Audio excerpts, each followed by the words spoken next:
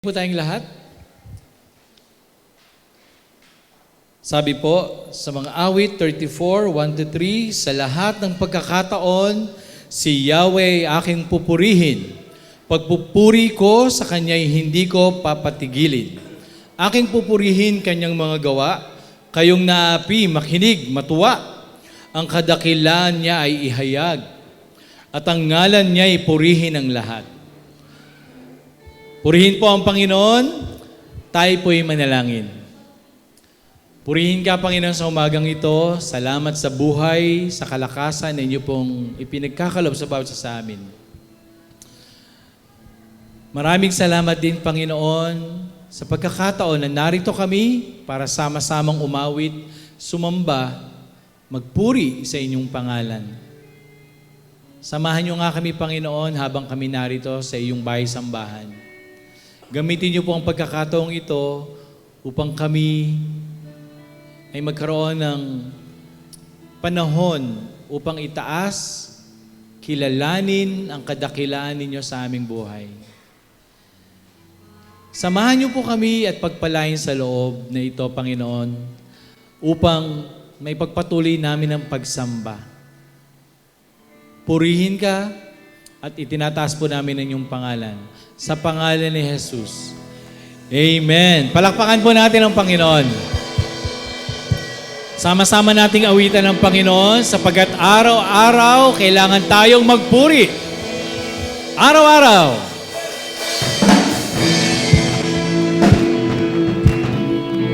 Gamitin po natin mga kamay sa pagpupuri sa Panginoon.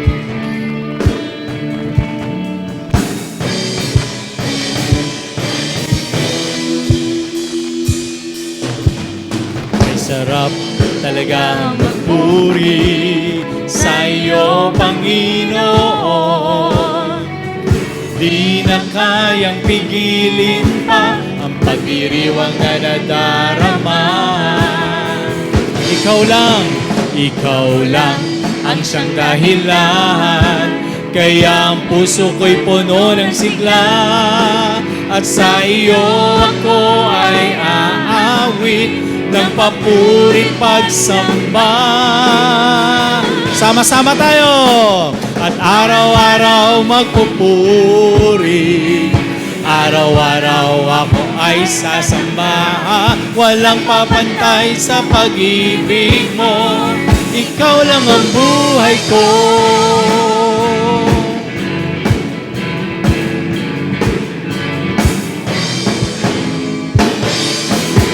Okay, sarap talaga ang magpuri sa iyo, Panginoon.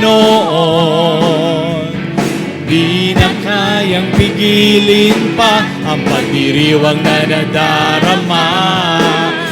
Ikaw lang ang siyang dahilan, kaya ang puso ko'y puno ng sigla. At sa iyo ako ay aawit, nagpapuri pagsamba. Sabay-sabay tayo! Araw-araw magpupuri. Araw-araw ako ay sasamba. Walang papantay sa pag-ibig mo. Ikaw lang ang buhay ko. Araw-araw at araw-araw magpupuri. Araw-araw ako ay sasamba. Walang papantay sa pag-ibig mo. Ikaw lang ang buhay ko. Araw-araw at araw-araw magpupuri. Araw-araw ako ay sasamba. Walang papantay sa pag-ibig mo. Ikaw lang ang buhay ko. Walang papantay sa pag-ibig mo. Ikaw lang ang buhay ko. Ikaw lang ang buhay ko. Ikaw lang ang buhay ko. Palapakan natin ang Panginoon. Hallelujah. Patuloy nating itaas ang pangalan ng Panginoon sa umagang ito. Kapatid, ilagay mo yung kamay mo sa iyong dibdib. Sabi mo sa Panginoon, Panginoon, pupurihin kita. Walang ibang dahilan para hindi kita purihin ngayong umagang ito. Purihin ka, Panginoon. Amen. Tunay na ang Diyos lamang ang karapat-dapat nating itaas. Hallelujah. Hallelujah. Salamat, Panginoon.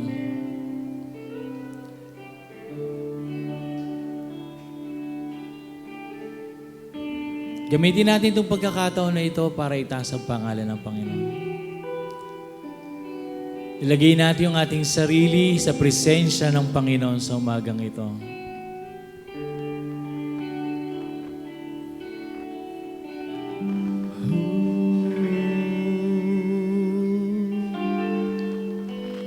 Diyos, ikaw nga'y karapat-dapat, pag-alayan ng pagsamba, pagmamahal at pagdakila,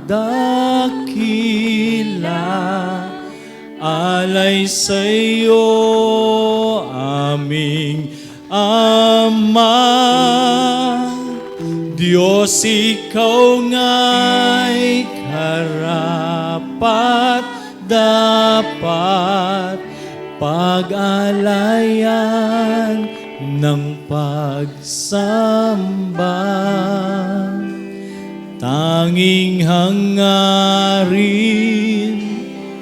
na ikaw ay sambahin.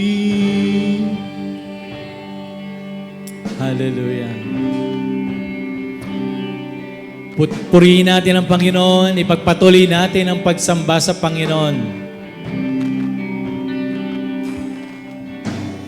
Ikaw ang aking kanlungan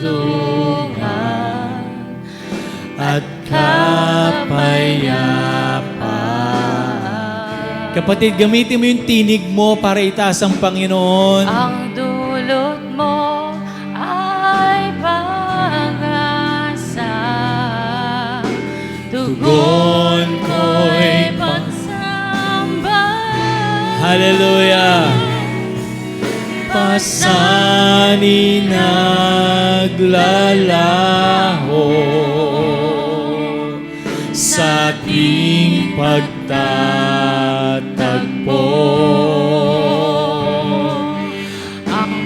Sige kapatid, sama-sama nating itaas ang pangalan ng Panginoon. Sa'yo iaalay, Diyos, ikaw nga'y karapat-dapat, pag-alayan ng pagsamba,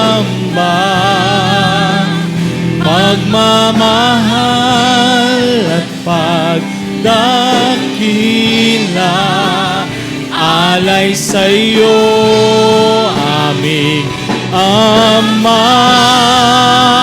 Diyos, ikaw nga'y karapat-dapat, pag-alayan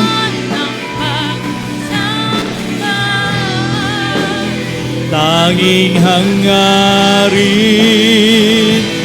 na ikaw ay sambahin. Diyos, ikaw nga'y karapat-dapat. Sabihin natin ito. Diyos, ikaw nga'y karapat-dapat,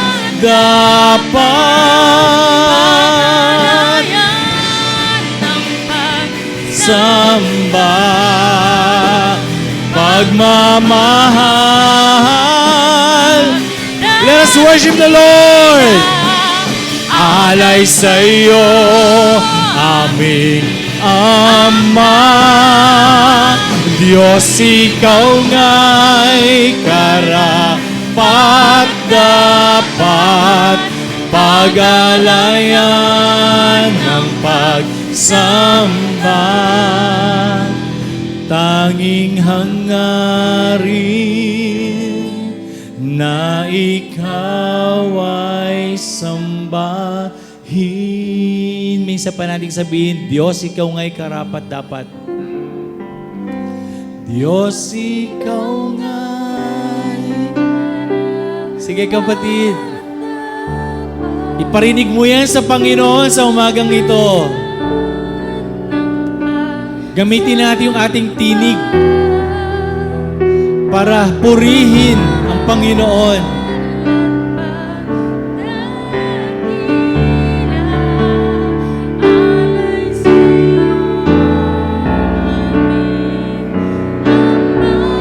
Sabihin natin sa Panginoon, Diyos, ikaw nga'y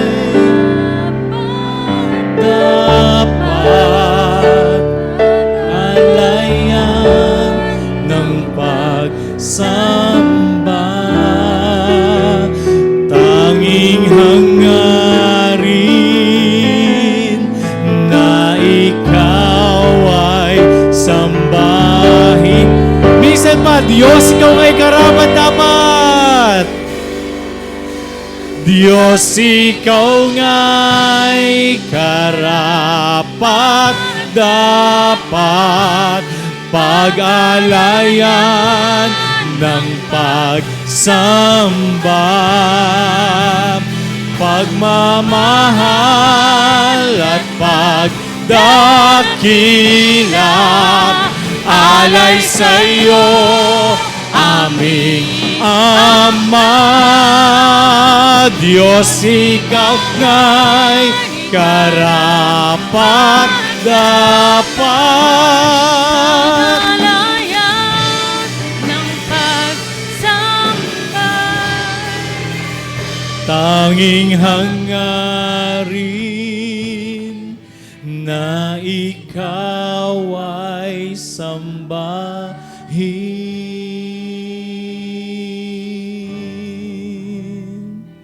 Ang tanging hangarin na ikaw ay sambahin.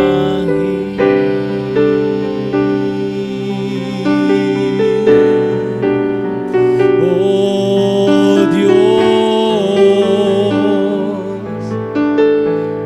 sabihin natin sa Panginoon, kagandahan mo'y walang katulad at kamangha-mangha.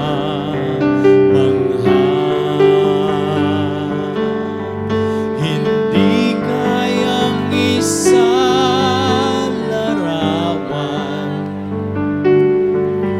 ang salita ko ay kulang. Sino ang makauunawa sa pag-ibig at isipan mo? Kagandahan mo'y walang katulad, karangalan ay sa'yo, at ako'y namamangha sa'yo. Tunay ngang namamangha sa'yo, lahat ng papuri ay sa'yo, aming banal na Diyos.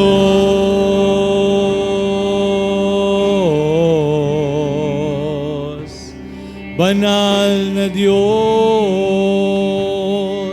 Minsan pa sabihin natin, kagandahan mo'y walang katulad. Kagandahan mo'y walang katulad. Sige kapatid, ibabad mo ang presensya, ang sarili mo sa presensya ng Panginoon. mangha hindi kayang isalarawan. Ang salita ko ay kulang. Sino ang makauunawa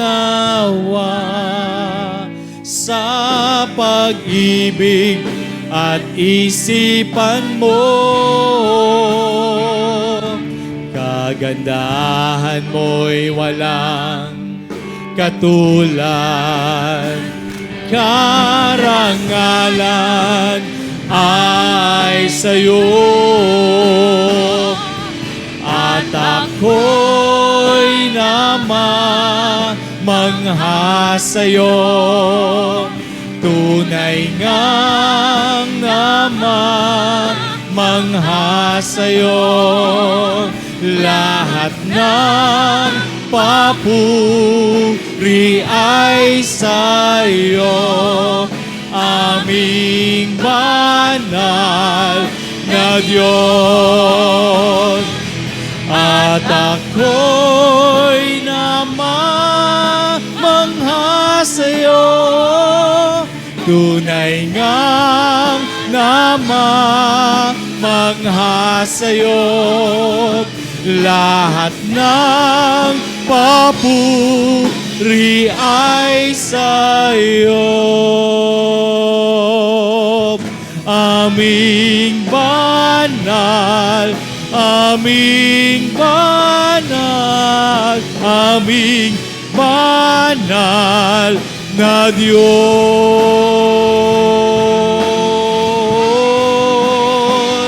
banal na Diyos. Palakpakan natin ang Panginoon. Hallelujah. Hallelujah. Makakapuna po ang lahat. Pastor.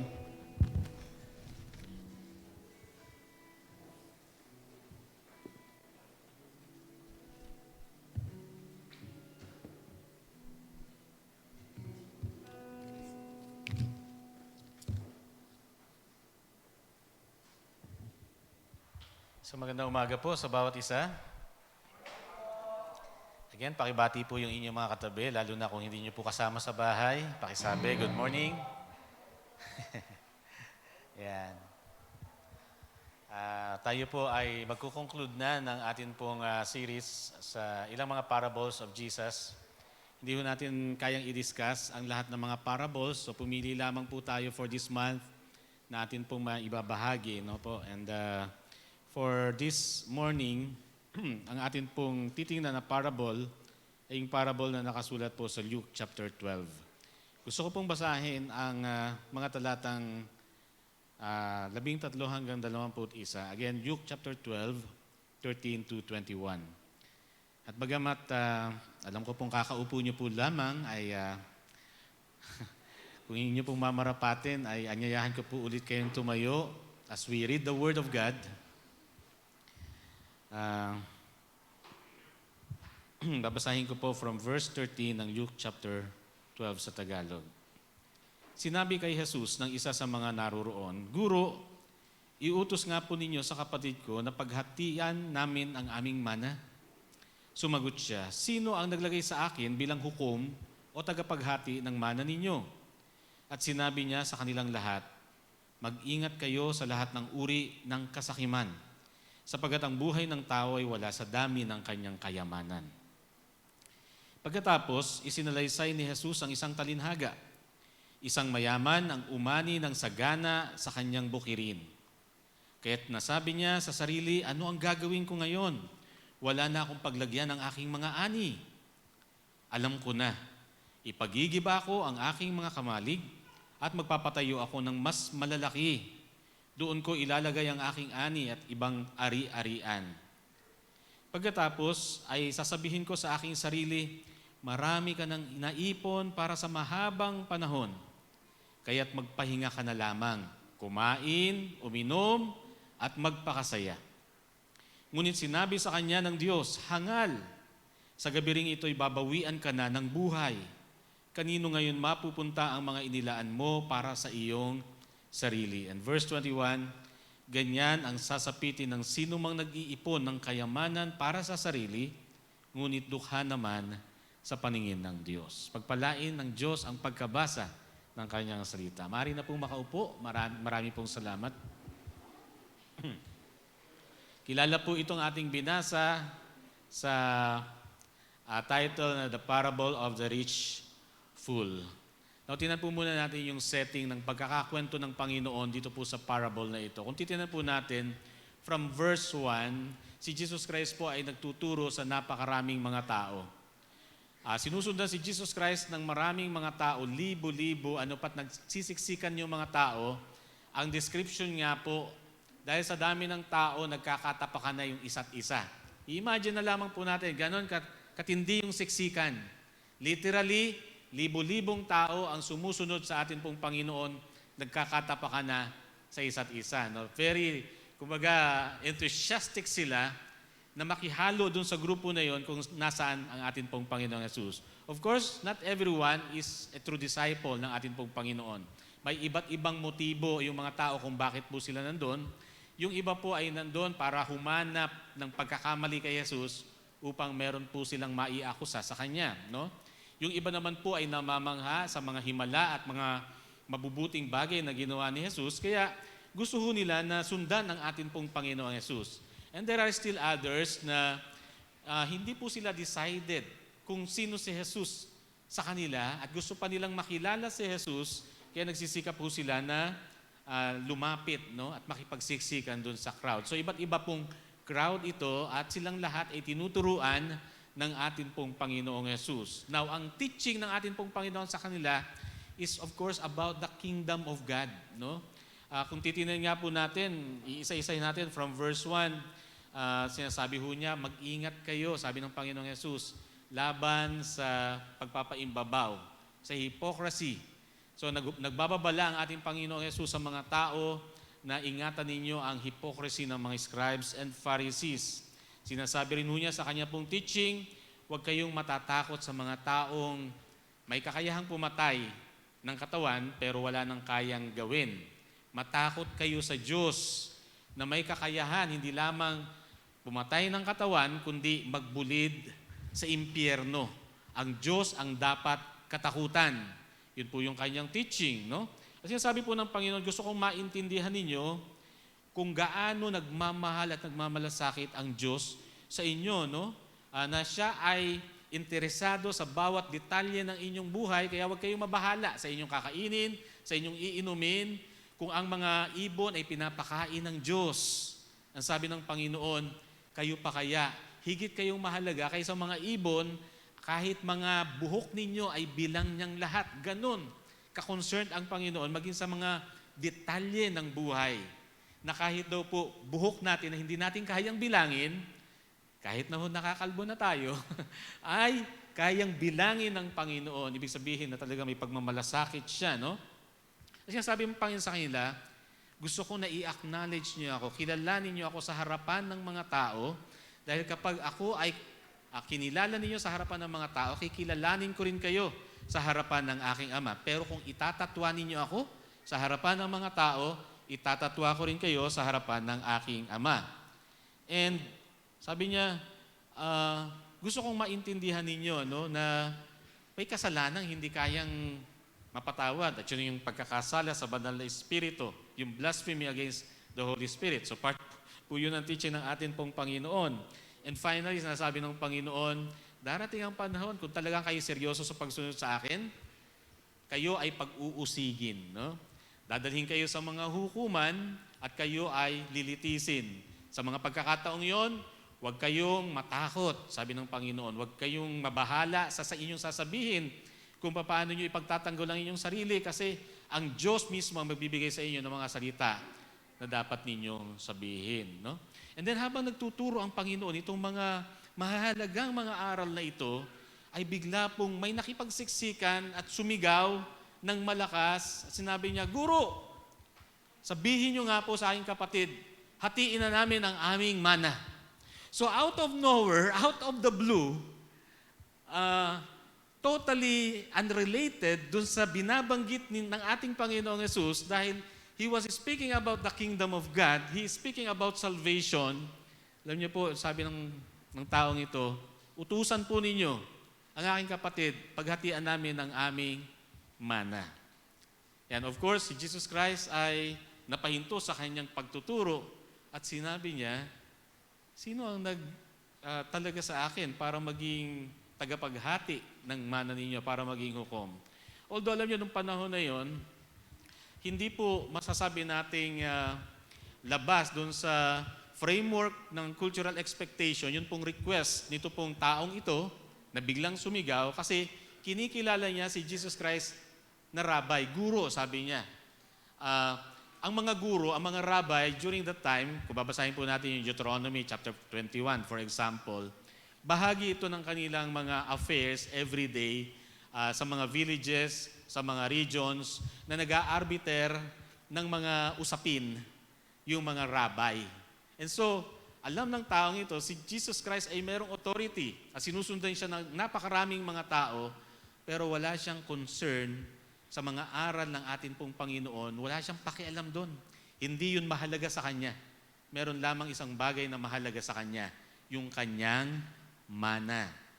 At hindi po niya gustong i-present kay Jesus Christ kung ano yung mga evidences, kung meron ba siyang karapatan doon. Inuutusan niya ang Panginoong Jesus na sabihin sa kanyang kapatid, hatiin na yung kanilang mana. So medyo appalling yung attitude nito pong taong ito, no? And hindi po siya pinagbigyan ng atin pong Panginoon, pero ginamit ng Panginoon yung okasyon na yon para again to address the crowd. Kaya sabi po dito, sinabi niya sa kanilang lahat. Now, ito po yung occasion na ang atin pong Panginoon ay nagturo tungkol po sa isang problema based dito sa iprinesent ng taong sumigaw. Ano po ba yung problema? Actually, ang problema, hindi yung kanilang pag-aaway sa mana ng kanyang kapatid. Ang problema ay hindi yung naaargabyado siya. Ang problema ng taong ito ay yung kasakiman na nandun sa kanyang puso. At yun yung nais i-address ng Panginoon. Now, sinasabi ng Panginoon, ang problemang ito ay talagang problema ng puso at ito'y problema ng lahat ng tao. And that's why He addressed the whole crowd. Pumaling ang Panginoon sa pangkalahatan at sinabi niya, mag-ingat kayo. No? So, ito po yung sinasabi ng Panginoon. He is dealing about greed. So, greed actually is not ultimately about our possessions. It is the fallen condition of the heart. So, yung problemang pinipresent ng taong ito ay superficial lamang. The heart of the problem is the problem of his heart. At lahat po tayo, kung tutuusin, ay maaari hong mag-fall sa ganong klase ng problema. This issue is not possessions, but our attitude toward them. So, alam nyo, ang pagiging sakim, pagiging gahaman, ang pagiging covetous or greedy ay hindi lamang sa mga mayayaman. Pwede rin ho itong maramdaman ng mga mahihirap. Lahat ay pwedeng maging greedy. Pwedeng lahat ay maging covetous. No? So yun po yung point dito ng atin pong Panginoon. At mahalaga na tingnan natin ito, hindi dahil dun sa ikaw ba ay mayaman o ikaw ba'y mahirap, ikaw ba'y marami ng tinatangkilik o wala. No? Dahil again, pwedeng maranasan po natin lahat ang ganitong klase ng problema. It's not about possessions. Sa Bible po, ay meron pong mga mayayaman na wala namang problema. Alam natin, si Abraham ay mayaman sa Old Testament. Si Job ay mayaman. Si Solomon ay isang taong ubod ng yaman. No? Sa New Testament, meron din po, kung kilala niyo si Joseph of Arimathea sa Gospels, mayaman ho siya. At dahil sa siya po ay mayaman, binili po niya yung paglilibingan sa atin pong Panginoong Jesus. No? Peraw niya ho yun.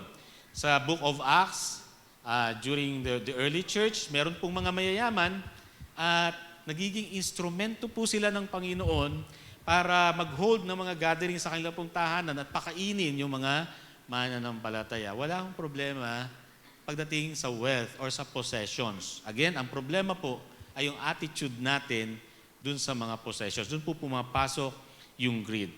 Now, ang sinasabi ho dito ng atin pong Panginoon, no? Ang buhay ng tao raw po ay wala sa laki ng ating kayamanan.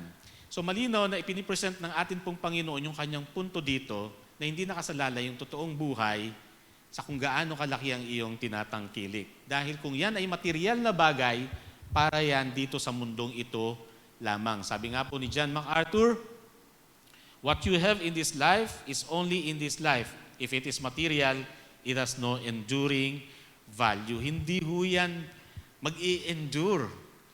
Kung anuman ang meron kang material na bagay, yan ay para dito sa mundo lamang. Wala kang madadala kahit isang kusing ng material na bagay na meron ka pag alis mo sa mundong ito.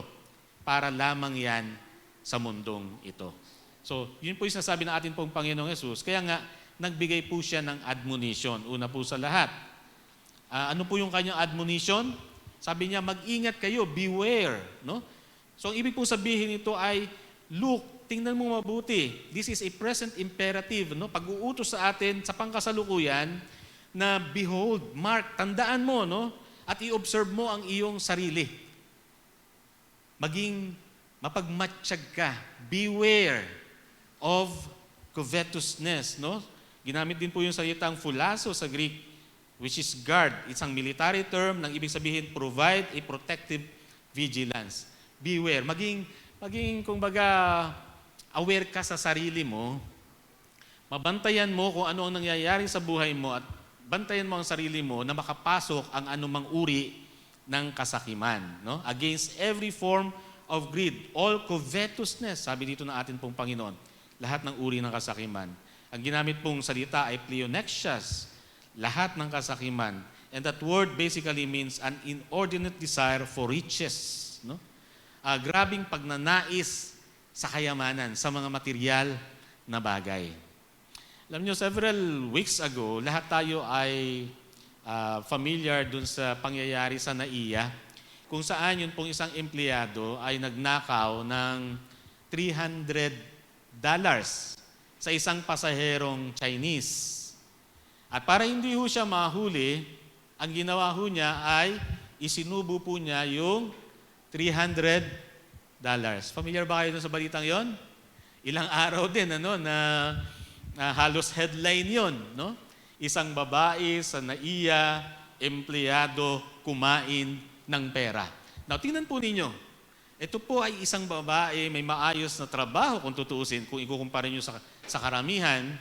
Maayos ang kanyang trabaho, mukhang hindi naman nagugutom, pero natukso nung makakita ng $300 na alam niya hindi kanya, ninakaw ho niya yun, at para hindi siya mahuli ay kinain. Gaano ba kalaki yung $300 para gawin niya yon na pwedeng makasira ng kanyang buhay?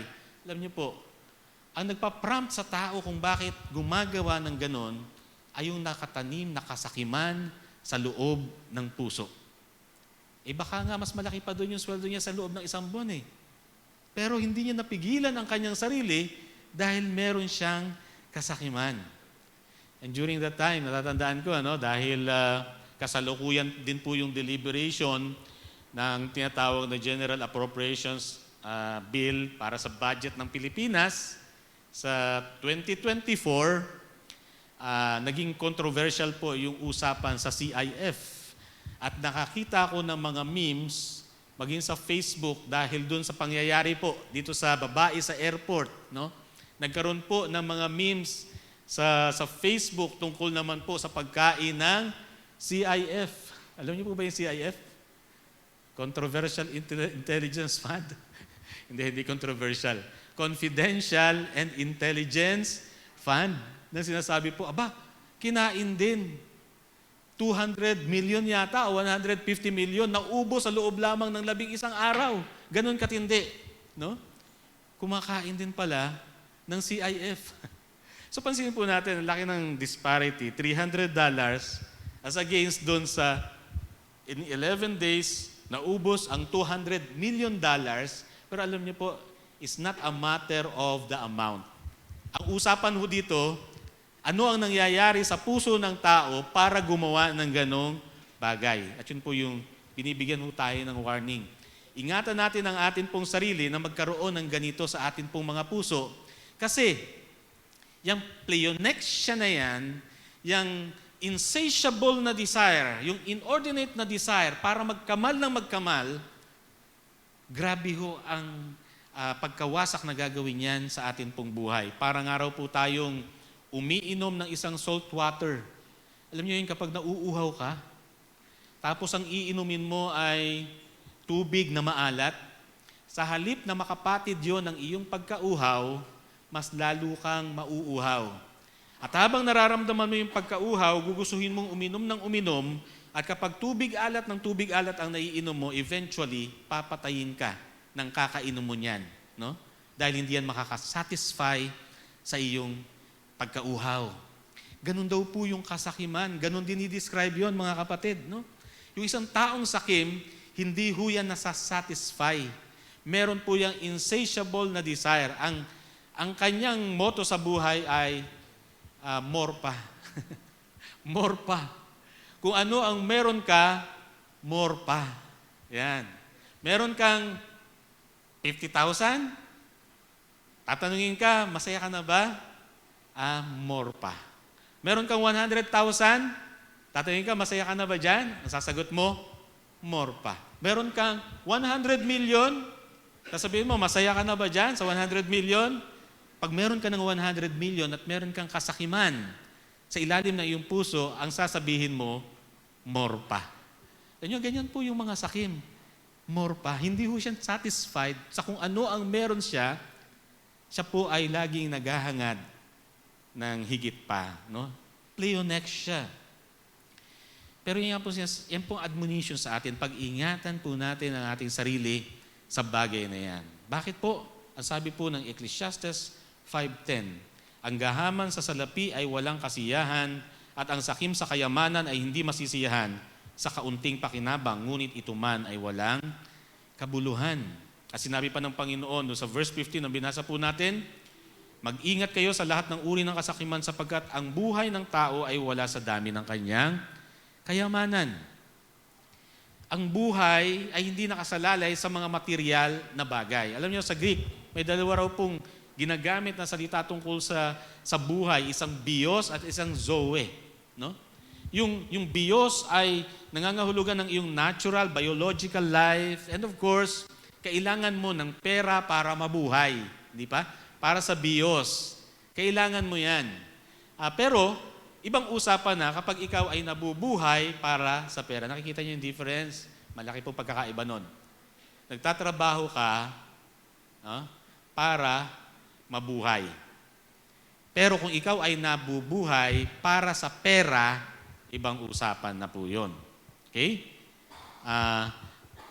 Pero alam nyo, ang sinasabi ng Panginoon dito, yung totoong buhay, zoe, hindi po bios. Ito po yung spiritual life, ito po yung eternal life. At sinasabi ng Panginoon, a man's life, zoe, does not consist in the abundance of his possessions.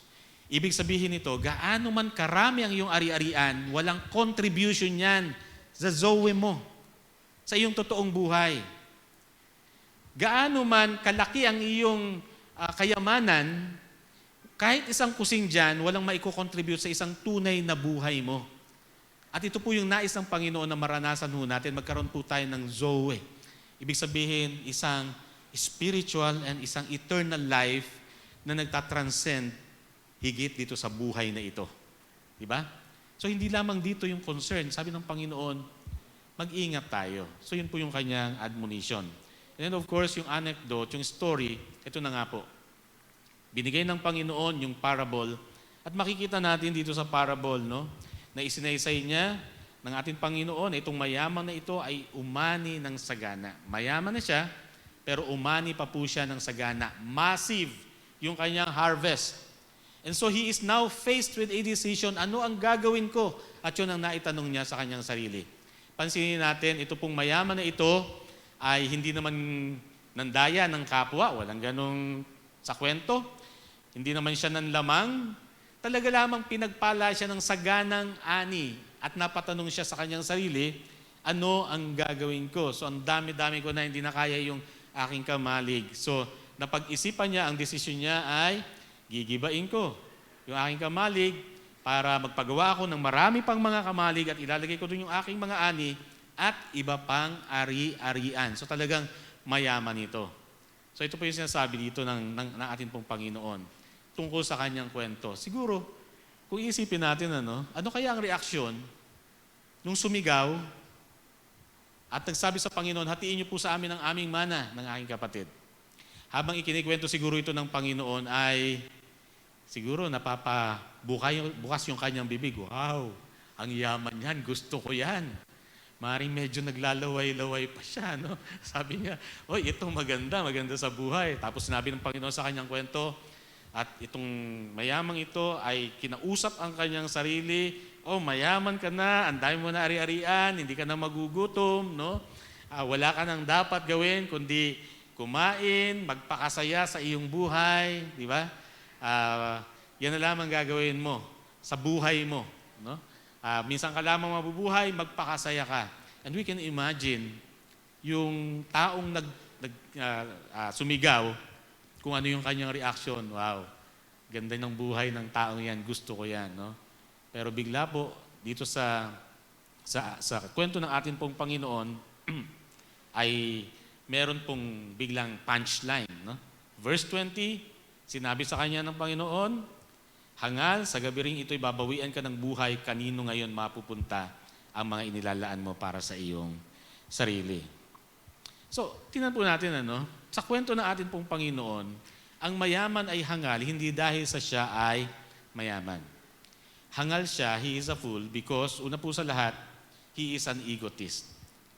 Pag sinabing egotist, siya yung tao na excessively self-absorbed. Wala na siyang iniisip kundi ang kanyang sarili. Kaya mapapansin nyo sa mga verses na binasa po natin dyan, yung mga pronoun na I, me, no?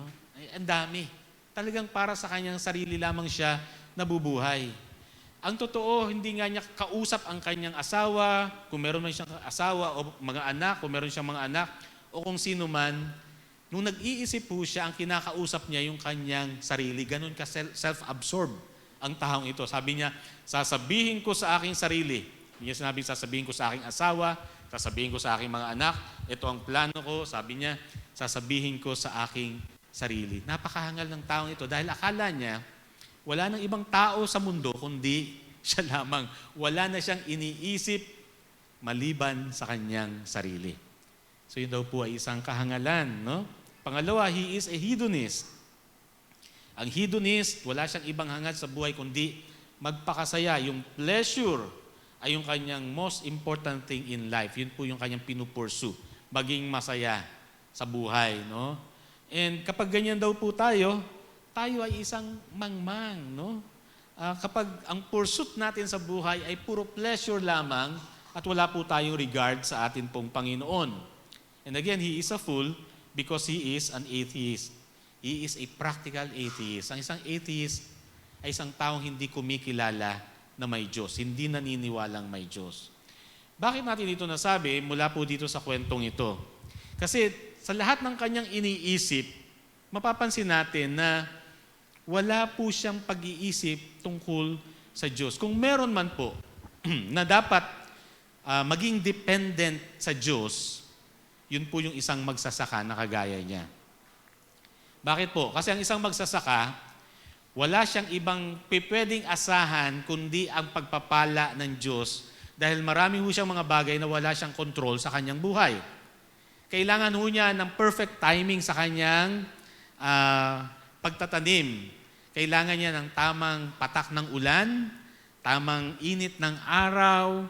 Kailangan po niya ng maging maayos at mataba yung lupa na kanya pong sinasaka. Karamihan sa ginagawa ng isang magsasaka, wala siyang control. Ito po'y nasa control ng atin pong Panginoon at kailangan niyang iasa yung kanyang sarili sa Diyos.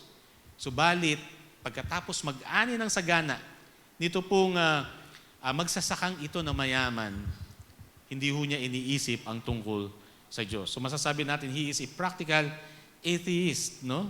Wala siyang pag-iisip tungkol po sa atin pong Panginoon.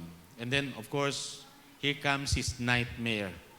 Sinabi sa kanya ng Diyos, hangal, sa gabing ito'y babawian ka na ng buhay, kanino ngayon mapupunta ang mga inilaan mo para sa iyong sarili. Bakit siya hangal? Kasi akala niya, para sa kanya ang lahat ng mga pagpapalang meron siya. Akala niya, ang buhay ay yung pagkakaroon ng maraming material na bagay. Hangal siya dahil akala po niya, ang lahat ng kanyang pinagpagalan ay mai-enjoy niya hanggang sa last penny, hanggang sa huling sentavo. Pero, ang sinasabi ng Panginoon sa kanya, hindi mo na mai-enjoy lahat yan, babawian ka na ng buhay. Now, ang tanong, so kanino mapupunta ang iyong pinagpagalan? Ito po yung issue dito, no? Sa sinasabi ng atin pong Panginoon, kung masyado yung ating pagnanais sa mga bagay na mga material, bagay sa mundong ito, darating ang panahon, hindi mo rin yan pakikinabangan. Kasi pag alis mo sa mundong ito, wala kang madadala kahit ano. Sabi po ng Ecclesiastes chapter 2, verses 18 and 19, wala na ring halaga sa akin ang lahat ng pinagpaguran ko sa mundong ito, sapagkat ito'y maiiwan lamang sa susunod sa akin. Hindi po ba? Yan ang totoo. Wala eh. Pag alis mo dito, maiiwan din lamang yan. At sabi pa dito, at sino nakakatiyak kung siya'y marunong umangmang, gayon man, siya pa rin ang magmamana sa lahat ng mga pinagpaguran ko at ginamitan ng karunungan sa mundong ito man ay walang kabuluhan. Pag iniwan mo ang lahat ng meron ka sa mundong ito, hindi mo raw tiyak kung kagaya mo ring mangmang, kung ikaw ay mangmang na kagaya na nasa parable, hindi mo tiyak kung yung pag-iiwanan mo ay mangmang din kagaya mo na wala nang iniisip kundi ang iyong sarili. Ang point dito ng Panginoon, walang makikinabang ng mga pinagpagalan mo. No? Kung yan ang pinakamahalaga sa buhay mo, nagkakamali ka. Kaya dapat mag-ingat ka sa anumang uri ng kasakiman.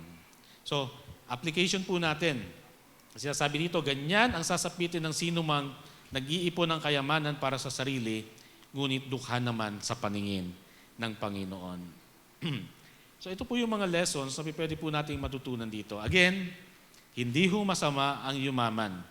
Hindi masama ang mag-impok. Hindi masama ang magplano para sa kinabukasan at mag-isip para sa atin pong retirement. Hindi po yun yung point ng parable. Subalit, ang sinasabi ng Panginoon, may mga mahalagang bagay na dapat po nating isinasaisip, no? At ito po yung failure sa kwento ng ating pong Panginoon tungkol sa mayamang hangal. Dapat daw po natin isipin na una sa lahat, we are to realize there is an end to life. We are to think about our own mortality. Mahalaga ho na pinag-iisipan ho natin yan, mga kapatid. Ano ang mangyayari? Ano ang gagawin mo? Ano ang nangyari sa buhay mo pag alis mo dito, no? Ano yung mga naging contribution mo? Sabi po ng Santiago chapter 4, verses 13 to 16, makinig kayo sa akin, kayo nagsasabi, ngayon o bukas ay pupunta kami sa ganito o ganong bayan at 1 taon kaming mananatili roon. Mangangalakal kami at kikita ng malaki, hindi nga ninyo alam kung ano ang mangyayari sa inyo sa araw ng bukas. Ang buhay ninyo ay parang usok lamang, sandaling lumilitaw at agad nawawala. Sa halip ay sabihin ninyo, kung loloobin ng Panginoon, mabubuhay pa kami at gagawin namin ito o iyon. Ngunit kayo'y nagmamalaki at nagyayabang at iyan ay masama. If we are not thinking about our own mortality, kung hindi tayo nag-iisip na may katapusan ang buhay, tayo raw po'y nagyayabang. Kagaya ho tayo ng fool na ito, mga kapatid. So, yun po yung isa sa mga nais ituro po sa atin. Let's guard our hearts against any form of greed dahil papanaw tayo sa mundong ito. Pangalawa po, seek what is essential. Sabi po ng 1 Timothy 6, wala tayong dalang anuman sa sanglibutan at wala rin tayong madadalang anuman pag alis dito. Kaya dapat tayong masiyahan kung tayo may pagkain at pananamit. Ang mga nagnanasang yumaman ay nahuhulog sa tukso at nasisilo sa bitag ng masama at mga hangal na hangarin na nagtutulak sa kanila sa kamatayan at kapahamakan. Sapagkat ang pag-ibig sa salapi ay ugat ng lahat ng kasamaan. Dahil sa paghahangad na yumaman, may mga taong nalalayo sa pananampalataya at nasasadlak sa maraming kapighatian. Okay, ito po yung malinaw na itinuturo sa atin ng Biblia. No? Kung anong meron tayo, masiyahan tayo. Ipagpasalamat natin yon sa Diyos. Huwag ho tayong magmahal sa salapi. Okay? Wala hong masama sa salapi, pero ang pagmamahal sa salapi, to the point na nagkakaroon na po tayo ng insatiable desire na magkamal, no? Yun po yung sinasabi sa atin, hindi yan yung totoong mahalaga sa buhay. And therefore, seek what is essential and value what is eternal. Sabi nga po ng Panginoon, sa conclusion po ng chapter na ito, sa Luke chapter 12, gumawa kayo ng mga sisidlang hindi naluluma at mag-ipon kayo sa langit ng kayamanang hindi nauubos. Dooy walang magnanakaw na pumapasok at insektong sumisira, sapagkat kung nasaan ang inyong kayamanan, ay naroon din ang inyong puso. So sinabi na ng Panginoon, dito po sa kanyang pagtuturong ito, huwag kayong mag-alala tungkol sa inyong buhay. Nagmamalasakit ang Diyos sa inyo. Hindi niya kayo pababayaan. Again, kagaya po ng nabanggit ko kanina, part po ito ng teaching ng Panginoon, pinapakita niya kung gaano siya ka-concern sa atin na kahit buhok natin, bilang niyang lahat. Alam niya ang every detail sa buhay natin at ang pangako ng Panginoon, kung ang mga ibon pinapakain niya, ikaw pa kaya? Hindi ka pababayaan ng Panginoon. And therefore, there should be no room for covetousness sa buhay ho natin. Alam niyo ang problema ho dito sa covetousness, this is really an issue of the heart at madalas nakikita ho natin dito sa iba, pero hindi ho natin nakikita sa ating sarili. Kaya dapat ho nating bantayan ang ating sarili tungkol dito. At kung susuriin nga po siguro natin ang ating sarili, pwede natin sabihin, Lord, may mga pagkakataon I am guilty of that sin of covetousness. Nakakagawa tayo ng ibang mga bagay dahil po sa sin of covetousness na nasa ating mga puso. Sa 10 Commandments, yung dalawa po doon tungkol sa covetousness, 9 and 10. Do not covet your neighbor's wife. Do not covet your neighbor's goods. Yan po yung sa 10 Commandments, 9 and 10. Okay? Meron na bang naparusahan o nakulong dahil sa covetousness? Actually, wala po because this is an issue of the heart. Pero may naparusahan dahil nagnakaw.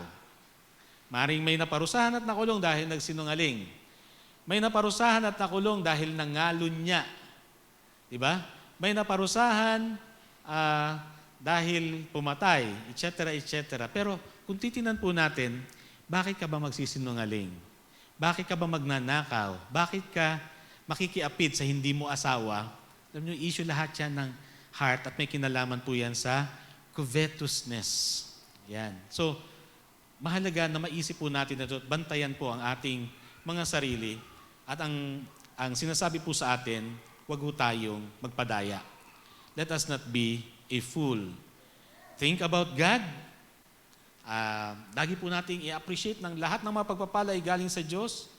Think about others. Kung pinagpapala ka, isipin mo naman ng iba dahil kung iniisip mo ang Diyos at mahal mo siya, ang pangalawang kanyang command ay love your neighbors as yourself. And then think about your own mortality. Mahalaga po na iniisip natin ang ating pong sariling kamatayan dahil iiwanan po natin ang mundong ito. So, gawin po natin ang lahat ng pwede ho nating magawa para umunlad sa buhay, wala hong masama, no? Subalit, tandaan po natin, kung tayo po'y pinagpapala ng Panginoon at umuunlad sa buhay, masigit po nating isipin na mag-impok ng kayamanan sa langit at hindi po dito sa lupa. Isipin po natin ang tungkol sa Diyos, isipin natin tungkol sa iba, at isipin po natin na iiwan natin ang mundong ito at maiiwan natin ang lahat ng bagay sa mundong ito. Now, for questions of reflection, kung sakaling magkakaroon kayo ng chance na makipag-meet sa inyo pong mga group, pwede niyo pong isama ang mga tanong na ito. But I hope nakuha po natin yung point about this parable. He is warning us against any form of greed. Gusto ko lamang pong i-reiterate yung verse 15. Sabi ng Panginoon, a man's life does not consist in the abundance of his possessions. Pagpalain po tayo ng Panginoon.